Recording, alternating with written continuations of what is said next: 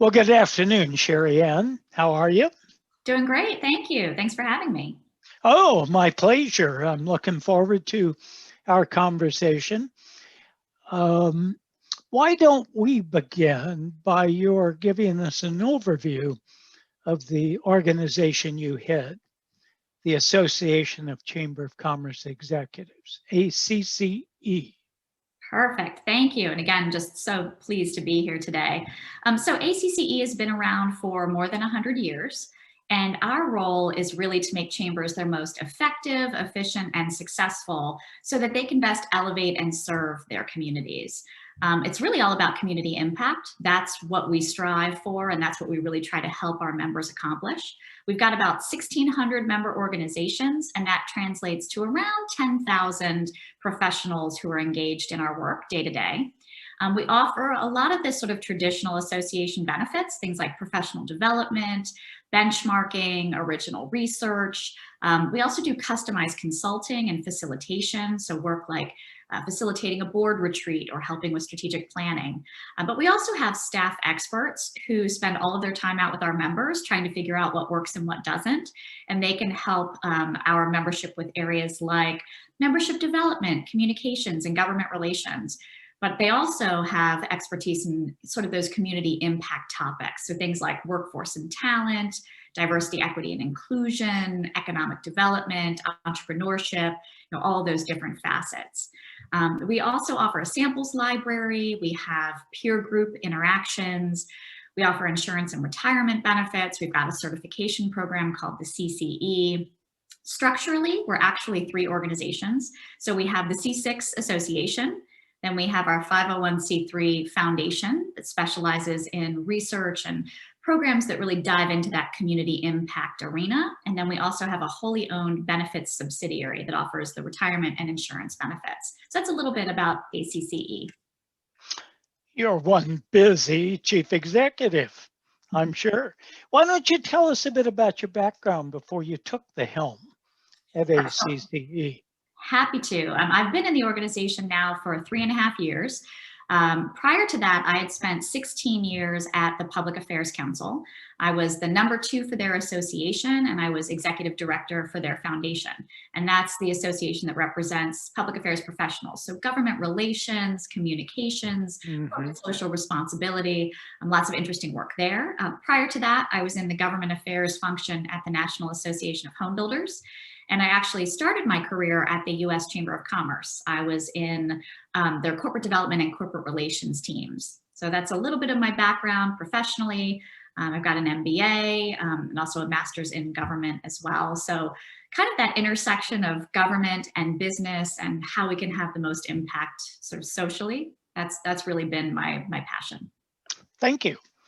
Now, our subject today is initiatives that you as president and CEO have spearheaded to enrich the composition of the ACCE board. Why don't you describe those initiatives in a nutshell, and then we'll dig into some detail. Sure, I'd be happy to. And historically, we had a very supportive board of directors. So our board is 65 members, and they're generally speaking chamber CEOs. But what we realized pretty early on was that we needed to update the profile of the members of our board. We wanted the board to be more diverse and representative, not only of our membership, but of some of the kind of reflecting the diversity that's taking place across our country.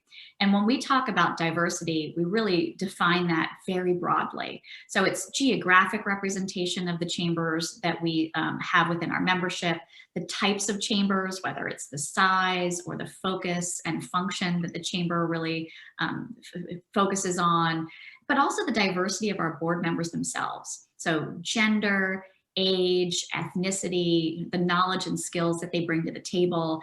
That was really, I think, one of the core initiatives that we wanted to focus on, was bringing that diversity to the table. So in order to address that, we updated a number of our processes when it comes to board vacancies. And we overhauled a lot of the components that we had in place. First and foremost, it was about identifying prospects. So we created an interest form that really helped widen the pool of potential board members that we had access to. Then we wanted to make sure we elevated and formalized our board expectations, made it really clear what we're seeking, what are the skills we're looking for, what does it take to be an effective board member. We improved our candidate screening and due diligence process. So we've had that list of diversities and skills and made sure that the nominating committee was leveraging that when they were looking at possible candidates. And then we built really strong onboarding and engagement processes. We wanted to make sure we were maximizing the involvement of our board members, but also the impact that they could have on a national scale. So we did substantial board orientations, and we also created a board mentoring program, which we hadn't had any of this in place previously. Then to make sure that board members were engaged, we really shifted our board meetings, and we brought in external thought leaders to those board meetings so we could share some insights on big picture issues that are shaping our country, shaping business, shaping the economy, but also allowed for, during those board meetings, time for our members to engage and try to build collective impact on some of the big picture issues that we're all facing. Some other really small things that we wanted to do: we aligned our board committees a little bit more with our strategic plan initiatives and the focal points that are there. Became less about standing committees and more about nimble task forces, so we could change things and be flexible as our world was changing. And now we've got this great dynamic pipeline of future talent for our board. So our team and our board members are regularly asked to share rising stars within our profession. And now we've got this pool of prospects that we can look to when we're trying to add board members in the future. So hopefully that gives you a little taste of some of the changes that we've made. Now, you are rightly known and widely known as a highly collaborative CEO who takes board engagement and stakeholder engagement very seriously.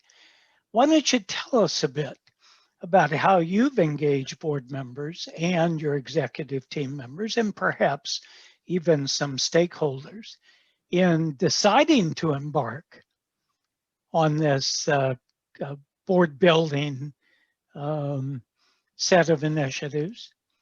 And how did you engage them in actually shaping the content of the initiatives?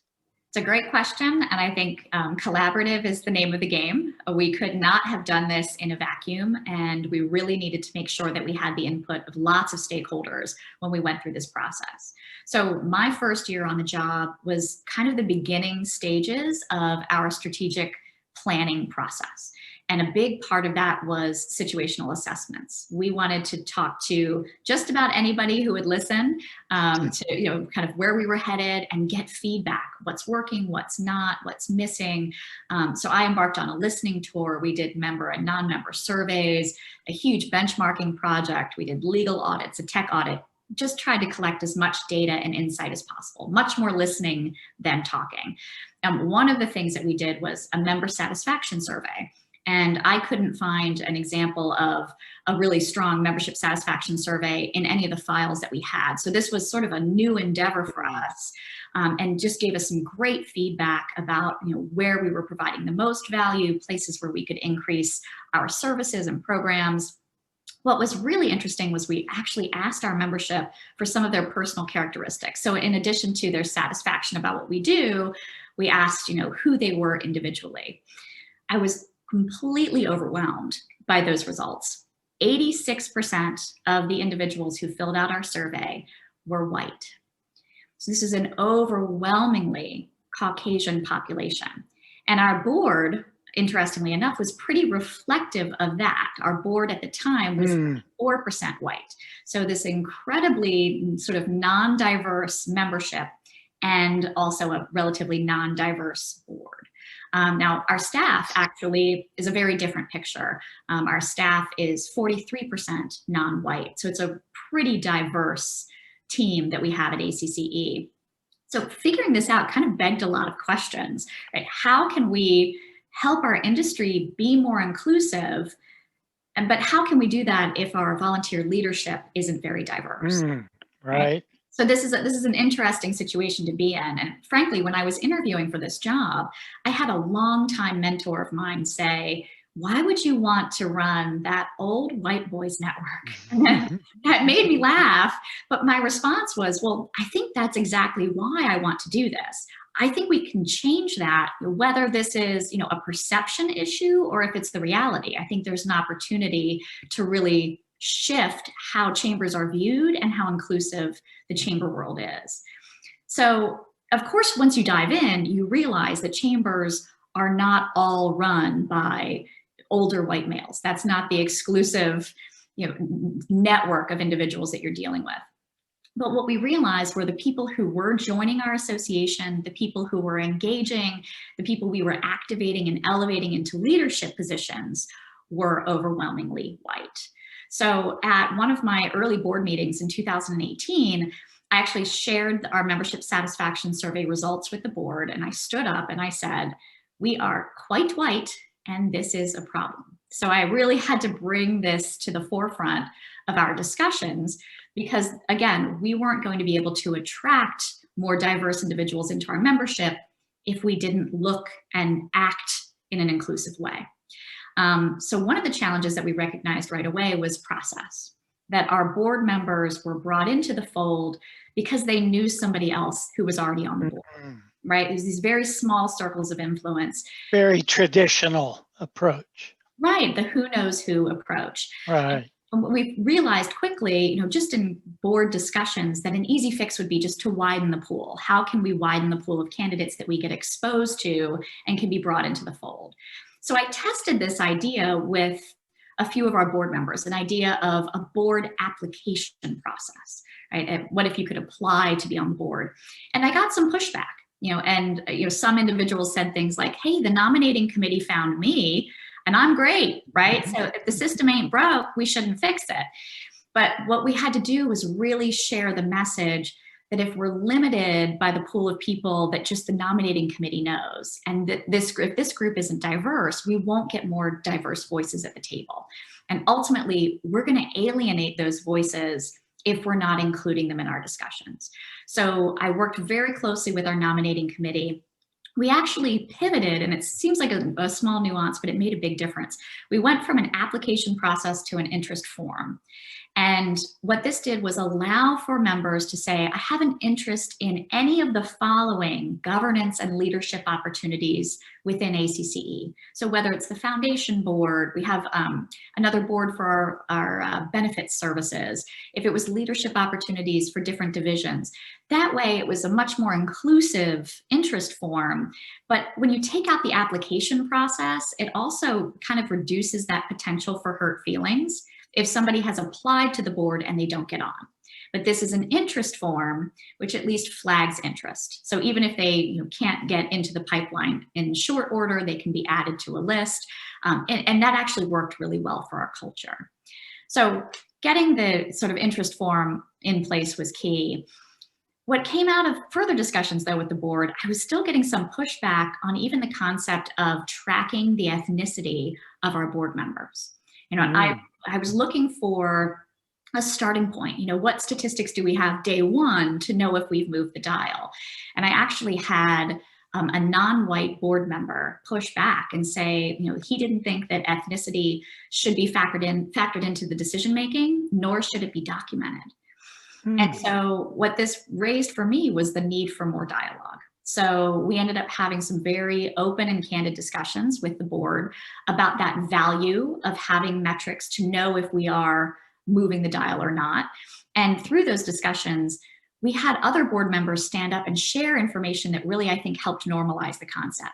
They shared that many foundation and funding applications now require that you include your diversity metrics for staff, for your board, for other leadership roles, and that a lot of larger organizations are already doing that type of work. And it was a good reminder that when your members are spread out across the country, they may not see this happening in their small local locations, but to be able to share that other markets, perhaps are doing more of this diversity tracking and documentation. That's the fun of having a national organization, right? Is not everybody's lens is the same, but we had more and more voices coming up and saying, actually, this is a trend, and it's the direction that a lot of organizations are going in. So having those peers share their experience was really helpful. So once we had the consensus that diversity on the board was an important topic, then we had to kind of brainstorm with everybody, what does this mean for ACCE? And how can we manage the process so that everybody feels completely engaged and that bringing in new voices is as smooth as possible? So we hosted a board retreat as well as a staff retreat. And out of those conversations came the ideas for the board onboarding and training program, as well as the mentoring program. So it was really wonderful to be able to say, you know, we want to make people feel comfortable coming into this group. And we got a lot more buy-in by having the board retreat and having everybody feed into this idea of how can we make this smoother, right? If they're part of the process, they're going to really, I think, support it more. And then if we've got this North Star of a more diverse leadership, if we can co-create the path to how we get there, everybody feels comfortable with it and it works better. So that, I think, was huge. So you've actually transformed board and executive team members into owners. Exactly. Of the initiatives through this process. That's exactly. So where are you in implementation now? So we have actually been implementing these initiatives through over the past year or two, and it's been fantastic. The results have been incredible. We have improved our board diversity. We started out with 16% non-white board members. We're now at 25%, so that's been a great improvement. We've greatly improved board member engagement, both during meetings where we have that interaction, but also sort of on a national scale, being able to leverage their power on big issues that are shaping our country. So we've been involved in conversations and national plans for inclusive economic development, economic recovery, DEI. Following George Floyd's murder, we've had tremendous work on DEI, both within chambers, but also within communities. COVID-19 response, improving civility and reducing polarization. These are all topics that we've been able to have really good conversations and move the dial as a profession on those topics. So it's been really, really exciting to be able to see that happening. So lots of good progress there. And of course, with progress, lots of fun lessons learned as well. We'll talk about that. You obviously consider governance a top CEO priority. How much time on the average would you say you've spent on governance in terms of time spent with board members, planning for the board, thinking about the board, supporting the board, and so on? How much of your CEO agenda has governance been?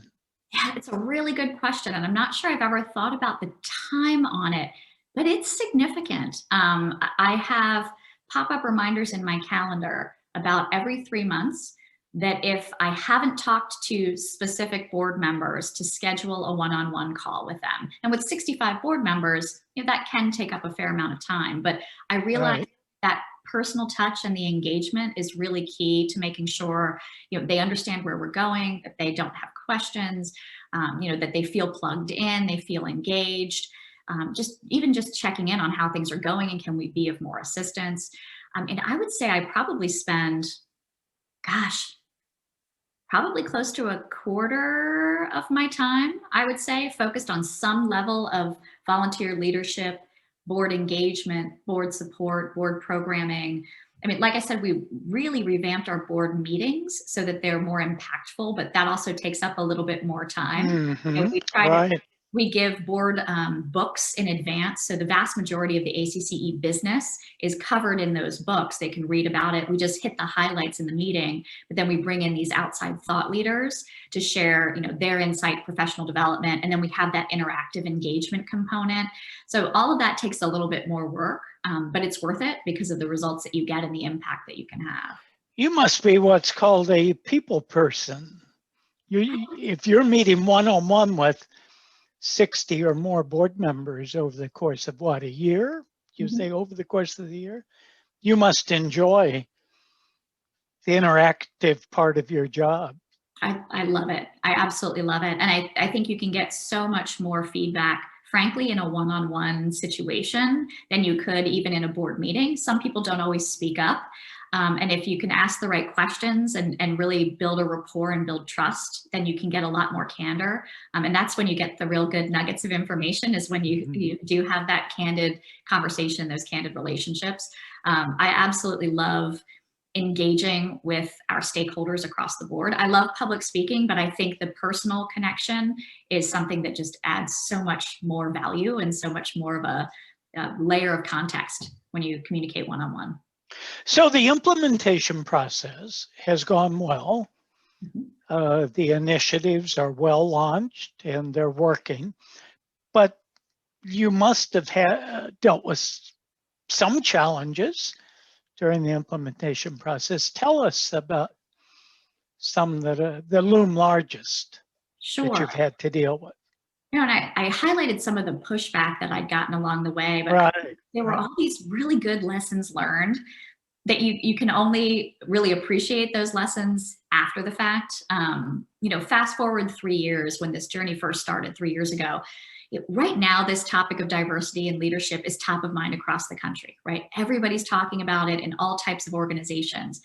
Back then, it wasn't as hot a topic, and it may be hard to realize that 3 years can make such a big difference, but it felt like we were a little bit ahead of the curve, at least for our industry, in talking about it. And when you're a little bit ahead of the curve, it takes more work.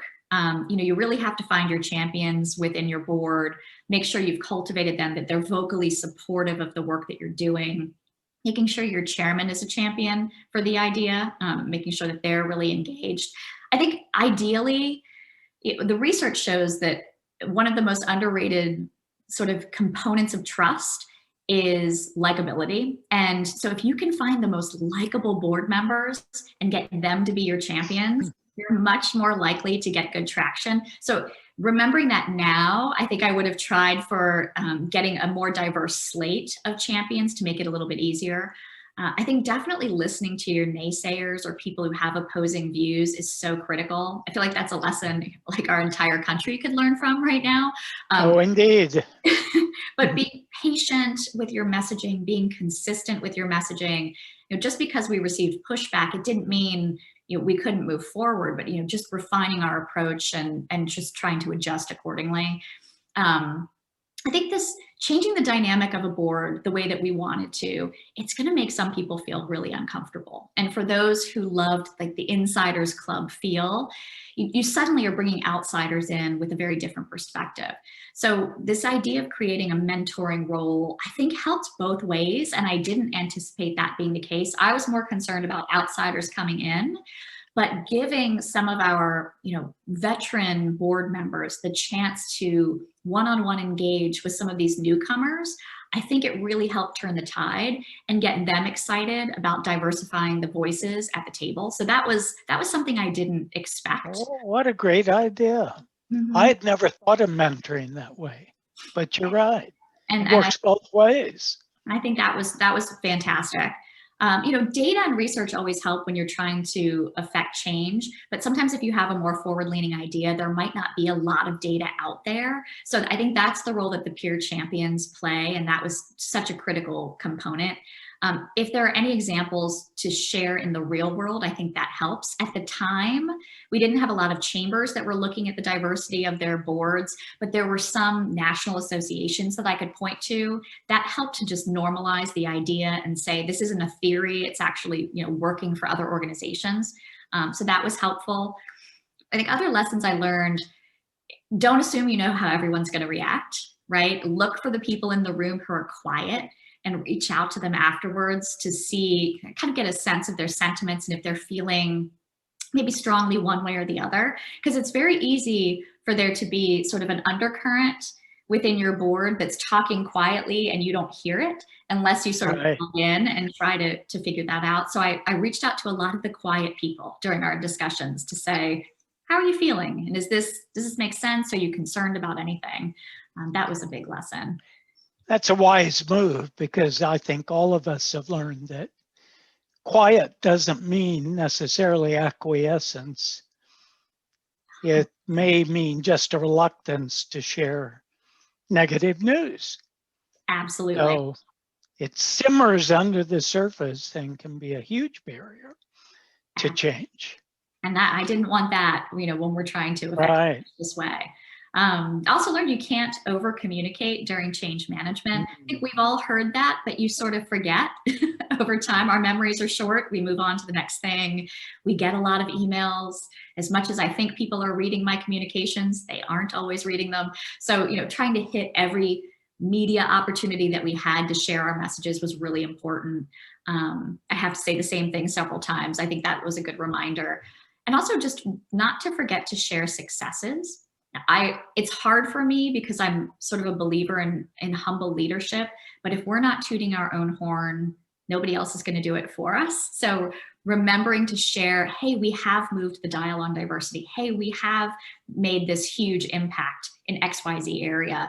I think that's a good reminder for all of us that, just to remember to share the successes, the positive stories, and repeat them because they won't always be heard the first time. I'd say on the whole, we still have a long way to go, but and I think improving diversity in your leadership or across your organization, it's not a quick fix type of situation. Right. But trust and inclusivity, those things take time and they take persistence. But we've got both and we're committed to it. And I think that's sort of the big takeaway is this is a long-term goal, but it's going to pay off. And so it's been great so far, and we're excited for the next rounds of the same endeavor. So hopefully that gives some insight. Are there 2 or 3 or even 4 or 5 golden rules that you can share with other chief executives who aspire to lead change in the governance area and other areas? How would you distill your advice into a few golden rules for leading change? All right, let's see if I can do this off the cuff. I would say listen more than you talk, particularly at the beginning. Engage your stakeholders from the very earliest concepts, because if you can get their buy-in and if you can co-create the plan, then everybody has been a part of the process. So they're more likely to help out and stay aligned and understand where you're going and why. Over communicate. Where possible, find the data or the real life case studies that can showcase why this is a really good transformational change that you're looking to make. And I'm trying to think of I wish I had a good last. Those are very, very good. And share successes. Share the successes and remind everybody of the progress that you've made. Keep them informed consistently that you're moving the dial. I want our viewers to know that was not a fair question, since we never even talked about it in advance, but I knew you'd have a great answer, and you did. Those are some good golden rules to keep in mind if you aspire to lead change. In fact, you must aspire to lead change. Wouldn't you agree in today's world? Absolutely. I think the days of keeping the ship steady are sort of behind us. Our world is so dynamic. It's changing so quickly that we have to change just as fast, and we have to be nimble and adjust. I think COVID-19 is the perfect example of this catalyst that's forced everybody to reimagine what they're doing. And, as a leader, to be out on the forefront and proactively thinking about how you can make your organization stronger and better in the future, that's really what our role is. And it's all about innovation. So I think forums like this are perfect to be able to share best practices and just inspire each other to keep going and keep innovating for the better. Well, thank you so much, Sheree Anne, for sharing with our viewers the path-breaking work you're doing in board development. And today we've talked about enriching the composition of your board, which I assume is still 65 some members. So it's not a petite board, but apparently you figured a way to take its performance to the next level. So thank you so much for these words of wisdom. I wish you a good afternoon, and have a great week. Thank you so much. Take care. Thank you for having me. I really appreciate it. It's been such a pleasure. It certainly has. Take care. Goodbye.